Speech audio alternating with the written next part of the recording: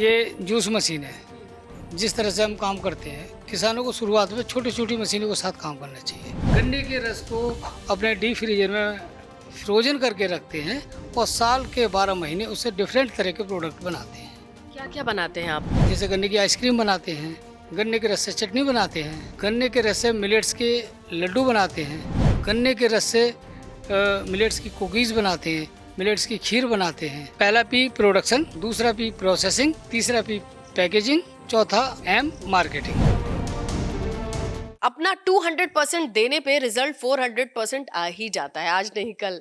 ये आपको देखने समझने मिलेगा जब आप बिलारी में सरकड़ा गांव के एक ऐसे किसान से मिलेंगे जो 3PM फॉर्मूले से किसानों को प्रेरित कर रहे हैं और अपने भी आसपास के लोगों के लिए चर्चा का विषय बने हुए हैं। क्योंकि सिर्फ खेती से पैसा या फिर खेती के प्रोडक्ट को बना करके बेचने से पैसा, और ये काम आसान भी हो सकता है। कैसे? चलिए आपको मिलवाते हैं आरेंद्र बड़गेती जी से। एक तो पहली चीज आपने करी, गन्ने के साथ सहफसली कर ली आपने, रागी। और मुझे पता चला कि वो रागी जो है वो आप ऐसे नहीं बेचते हैं कि बस रागी रागी है, आप उससे उसके प्रोडक्ट बेचते हैं। गन्ने के लिए भी मैं देख रही हूँ कि उधर सिरके का सेटअप है, और ये आपका इतना छोटा सा जूसर ये क्यों खरीदा और कितने में खरीदा? ये जूस मशीन है। जिस तरह से हम काम करते हैं, किसानों को शुरुआत में छोटी छोटी मशीनों के साथ काम करना चाहिए। ये मात्र 50,000 रुपये कीमत की मशीन है और कोई भी किसान अगर इससे शुरुआत करेगा तो नुकसान नहीं होगा। अक्सर देखने में आता है कि किसान यूट्यूब या सोशल मीडिया पर बड़े वीडियो देख के बड़े प्लांट की तरफ चले जाते हैं, फिर चलता नहीं है, नुकसान उठाते हैं। जमीन पे आओ, छोटी शुरुआत करो। जी, और ये जो सेटअप आपको दिखाई दे रहा है हमारा, गन्ना भी आपने देखा है। दिवाली के बाद से इसमें गुड़ के बनने का काम चालू हो जाता है।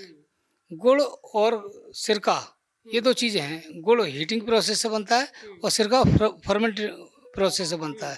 ये दो चीज़ें तो सभी लोग जानते हैं, लेकिन ये एक तीसरा जो है इसमें कोल्ड प्रोसेस, वो उसके ऊपर सेलिब्रेटिंग फार्मर से जुड़े हुए जो हमारे साथी हैं, वो सारे किसान इसके कोल्ड प्रोसेस के ऊपर ज़्यादा काम करते हैं। कोल्ड प्रोसेस क्या है और कैसे है, ये जरा बताएं। नया टर्म बिल्कुल है ये। कोल्ड प्रोसेस की हम उसका फ्रोजन सिस्टम में काम करते हैं। गन्ने के लिए गन्ने के रस को अपने डीप फ्रीजर में फ्रोजन करके रखते हैं और साल के 12 महीने उससे डिफरेंट तरह के प्रोडक्ट बनाते हैं। क्या क्या बनाते हैं आप? जैसे गन्ने की आइसक्रीम बनाते हैं, गन्ने के रस से चटनी बनाते हैं, गन्ने के रस से मिलेट्स के लड्डू बनाते हैं, गन्ने के रस से मिलेट्स की कुकीज़ बनाते हैं, मिलेट्स की खीर बनाते हैं और बहुत से ऐसे आइटम हैं जो बनते हैं। लगभग हमारा गन्ने से और मिलेट से लगभग 20 के आसपास प्रोडक्ट है हमारे पास। तो गन्ना बेल्ट के किसानों के पास गन्ना तो मील में देने के लिए है ही, लेकिन क्यों ना एक छोटा सा हिस्सा गन्ने के से जो आ रहा है, अगर उस हिस्से से नवाचार करना चाहे किसान इस जाटलैंड में या पश्चिमी यूपी में या फिर गन्ना बेल्ट में, तो कौन कौन सी वो छोटी छोटी 3 मशीनें हैं जिनसे वो शुरुआत करें? इसके लिए सबसे आसान तरीका ये है कि जैसे हमने सिंगल कढ़ाई की एक कोलू का सिस्टम बना रखा है गुड़ बनाने के लिए।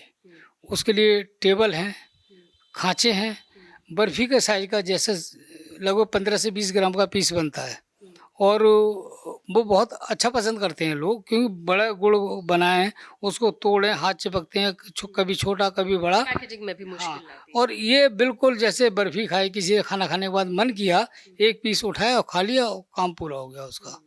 और दूसरा ये है कि गुड़ के साथ साथ शक्कर भी, खांड भी। खांड बनाने का तरीका भी हमारा बिल्कुल जिस तरह से ये आपको सिरका दिखाई दे रहा है रखा हुआ, इसी तरह से मटकों में हम राब भरते हैं और उस राब से खांड बनाते हैं। लगभग 60-70 दिन में सिरका तैयार हो जाता है। उसके बाद फिर इसका एक और प्रोसेस है, वो है इसके विभिन्न तरह के अचार। अचार आपने खाए होंगे मार्केट में, मिर्च मसाले के, तेल के, लेकिन हम इसके गन्ने के सिरके के अचार बनाते हैं, प्याज का बनता है। बहुत सी ऐसी चीज़ें हैं जो सिरके में डाल दो वो अचार बन अचार बन जाता है। तो ये गन्ना साफ करने की मशीन है। अच्छा, आपने शुरुआत में 3 मशीनों का जिक्र किया था। एक तो कढ़ाई है, एक ये इसको पीलिंग करती है। अच्छा, गन्ना को छीलने का। हाँ, छीलने का काम करती है। आपने गुड़ बनते हुए कोलू देखे होंगे, वहाँ पर किस तरीके से गन्ना पड़ा रहता है। उसके बजाय हम फील्ड से गन्ना लेकर आते हैं, अंदर रखते हैं और इसके ऊपर ये 2 ट्रे ये अलग अलग हैं, एक इधर लग जाती है, एक इधर लगती है। इसके ऊपर बिना पिलिंग के वो गन्ना रहता है, पिलिंग होने के बाद में फिर इसके ऊपर आ जाता है, वो इससे जूस निकलता है, वो जूस जाके फ्रोजन हो जाता है। तो वो एक तरह से प्रोडक्ट भी हेल्दी बनते हैं उसके और हाइजेनिक होते हैं। बिल्कुल, आइए चलिए धीरे से उस कढ़ाई की तरफ आगे बढ़ते हैं, जहाँ पे इस सिंगल कढ़ाई से काम भर का गुड़ निकल आता है, जिससे सिर्फ सीधे गुड़ ही नहीं बेचते हैं बल्कि बहुत सारे प्रोडक्ट बनते हैं जी और उनकी वैल्यू कहीं ज्यादा है सिर्फ गन्ने या गन्ने के जूस से। जी, मार्केट के हिसाब से जो गुड़ है वो उसकी भी कीमत ज़्यादा है और जो इसके प्रोडक्ट बनते हैं। अब जैसे सीजन में जब ज़्यादा डिमांड होती है, जब गुड़ बनाते हैं हम, तो हम उस डिमांड को पूरा नहीं कर पाते। जितना गुड़ बनाते हैं उससे ज़्यादा ऑर्डर रहते हैं हमारे पास। अच्छा। किसी फंक्शन वगैरह में मिलेट्स के प्रोडक्ट की ज़रूरत पड़ती है, या चटनी के जब चटनी बनाते हैं, गन्ने की चटनी क्या चीज है? गन्ने की चटनी, हाँ, गन्ने के जूस की चटनी जो आप गन्ने के जूस की चटनी जो है 15 तरह के मसालों के साथ बनती है। बहुत से लोग खाते हैं तो कहते हैं ये तो च्यवनप्राश की तरह है। जैसे बड़े मात्रा में लड्डू बनाते हैं हम, तो इसमें गन्ने के रस से चाशनी बनाते हैं। हिंदुस्तान में पहला व्यक्ति हूँ मैं जो गन्ने के रस से चाशनी बना के सीधे मिलेट्स के लड्डू बना रहा हूँ। अदरवाइज आपने गुड़ के साथ तो लड्डू देखे होंगे, लेकिन गन्ने के रस से बनी हुई चाशनी की नहीं। उसका कारण है जो गुड़ वाले लड्डू होते हैं वो तो हार्ड होते हैं, लेकिन इतना सॉफ्ट लड्डू होता है और आदमी को लगता ही नहीं कि स्मेल तो गुड़ गन्ने के जैसी आ रही है उसमें, लेकिन इतना सॉफ्ट कैसे है। इसलिए आपके पास इतने ऑर्डर हैं, इतने कितने ऑर्डर आ जाते हैं और कितना आप डिलीवर कर पाते हैं? दरअसल क्या है कि जब एक्सपो में होते हैं जितना भी सामान लेके जाते हैं बिकता है, उसके बाद लोगों को पसंद आता है, लेकिन दूरी होने की वजह से अब मान लीजिए 800 रुपये किलो हम रागी के लड्डू बेचते हैं, कंगनी के कुटकी के कोदो के 1000 रुपये किलो बेचते हैं। अब किसी ने 1 किलो लड्डू मंगाए और उसका कुरियर चार्ज पड़ गया 300 रुपये, तो उसको और ज़्यादा महंगा पड़ता है। लेकिन जहाँ भी हम जाते हैं डिमांड लगातार लोगों की रहती है, कुछ लोग मजबूरी में मंगाते हैं। अब हमारा जो अपना फोकस है, एक तो प्रोडक्शन को बढ़ाना जिससे प्रोडक्शन कॉस्ट कम आए। जब तक जिस सिस्टम में है ये एक बेस बनाने वाली बात थी कि हम जो प्रोडक्ट बनाए उसको लोग पसंद करें। अगर फ्यूचर बनाना चाहता है, इस बिजनेस की तरह इस मॉडल को अपनाना चाहता है जिसे 3PM कहते हैं, इसे डिस्क्राइब कर दीजिए जल्दी से। 3PM मॉडल का मतलब ये है, पहला P प्रोडक्शन, दूसरा P प्रोसेसिंग, तीसरा P पैकेजिंग, चौथा M मार्केटिंग। तो ये उसे छोटे स्तर से शुरुआत करनी है।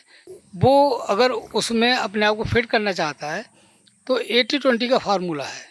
जिस पैटर्न से आज चल रहा है उसका परिवार, 80% वो उसकी तरफ रखे उसको ज़मीन को, 20% से छोटे स्तर पे छोटी छोटी मशीनें।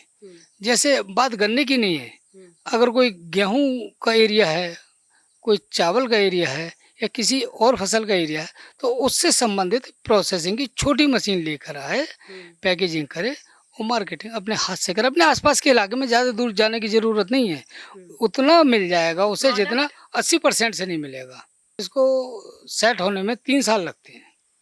अब हमारे सामने तो चुनौती पहाड़ जैसी है, हमको पैदा भी करना है, केमिकल फ्री पैदा करना है, फिर उसको प्रोसेस भी करना है, पैकेजिंग करनी है, पैकेजिंग ऐसी हो जो खराब ना हो, उसको बेचना भी जिससे लोग ऐसा ना हो कि 80-20 वाले रेशियो में 20 में ही इंसान इतना थक जाएगा कि उसके 80% खेती का क्या होगा? नहीं थकेगा। 20 में जब काम करेगा तो उसका ध्यान जो अपने आसपास के मार्केट पे होगा, सराउंडिंग 20 किलोमीटर्स। अगर उसने 80% पे काम शुरू कर दिया तो वो उसके आसपास बिकेगा नहीं, बेचने बाहर भागेगा, ना बेचने का रहेगा ना बनाने का रहेगा।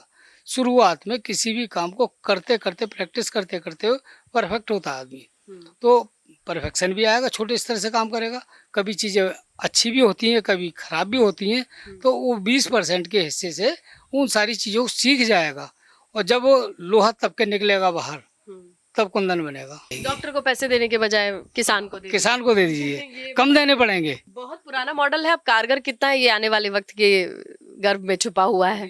बड़गेती जी बहुत बहुत शुक्रिया और बहुत सारी शुभकामनाएं कि आपके इस प्रोसेसिंग यूनिट से एक उम्मीद ज़रूर जगी है।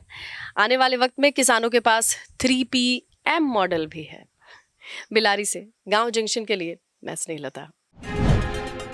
गांव जंक्शन को सभी सोशल मीडिया प्लेटफॉर्म्स पर फॉलो करें। व्हाट्सएप चैनल और जीमेल आईडी पर भी संपर्क साध सकते हैं।